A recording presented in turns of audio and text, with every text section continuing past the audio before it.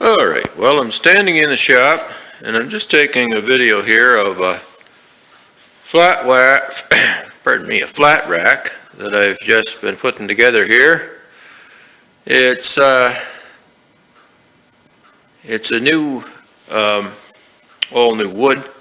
It's a John Deere running gear. This pole on it here, it's got an attached steel neck yoke. It's actually a wooden mower tongue. This is a spare tongue I had off a mower, hardwood. Pretty sure it's ash. And then I got a steel evener bar and then a couple of wooden single trees here. So it's a nice long tongue. It works well for the wagon. That way the wagon can overhang. The wagon overhangs about 32 inches over the front bunk, and this lots of length here so you can get a full swing without having to worry about any interference with anything. So this is 8 foot 3 inches wide, and then it is 16.5 feet long.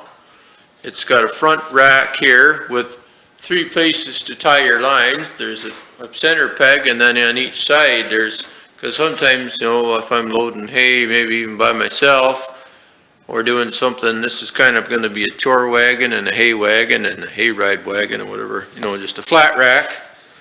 And sometimes it's nice to be able to tie your lines up just standing on the ground, so on whatever side you're working on. So it's got 3 places to tie the lines off. Also, where you put tie the lines here on the side, you can grab a hold of it, and then you can just step right up. It's kind of a handhold to get on, so that's handy. So this is the view standing in the driver's position. Obviously, the pole is, you know, stuck away out there. But yeah, so it's 8 foot 3 inches wide, 16.5 feet long, and it's got, I didn't have enough of all one thing, so I sawed up some ash, and I had a bunch of cedar I sawed up for another job. So this is all full 2-inch ash or cedar. And it's attached, there's 2 4x10s underneath, ash 4x10s, running the full length for the main beams. And I attached them all on here with timber lock fasteners and the pilot drill through the ash top boards. And then on the edges here, this is an ash 2x4, and it's bolted through each board to give it lots of stiffness. And this is kind of a standard way to build a flat rack, I guess. I haven't got the back rack on it yet, but I don't very often use a back rack. If I decide I want to put a back rack on, I've got a plan how to do it, but I'm not going to, because you put a back rack on, it's got to be removable. If you put it on permanent, the first thing you know, you want to haul something that's longer than your wagon deck, and then it doesn't work so well. So that's the trouble.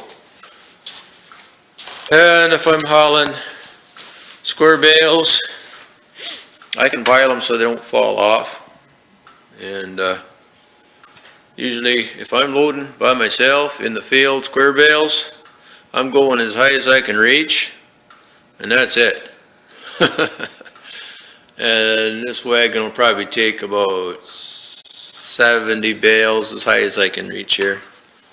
So underneath, I'm not sure if you can see, but there's the 4x10s. Just sawed them up there a week ago. So nothing better than ash, I think, for a ash or oak for a wagon beam, because first thing you know, you build them flimsy, build them out of something that isn't quite up to spec, and then you go and want to load it up with round bales or, heaven forbid, silage bales, and yeah, and then you're in a mix-up. So that's the wagon I'm working on. I just got the bolts in, and I don't have enough 5/16 nuts to do it. So I got the washers I need, but I got to go to town and get get 5/16 nuts to finish this off, and then this will be done. It can be rolled out.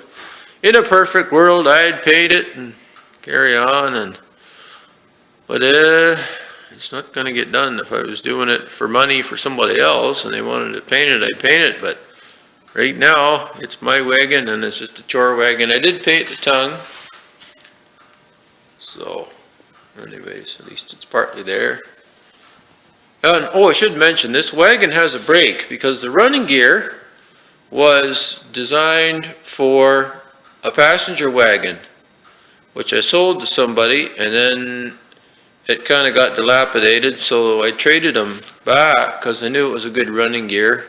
So I took the old passenger wagon off and threw it away, and then I just modified the brake pedal for a full-size hay wagon. So actually I have pretty good brakes on this thing, which is important with horses. We're in hill country here.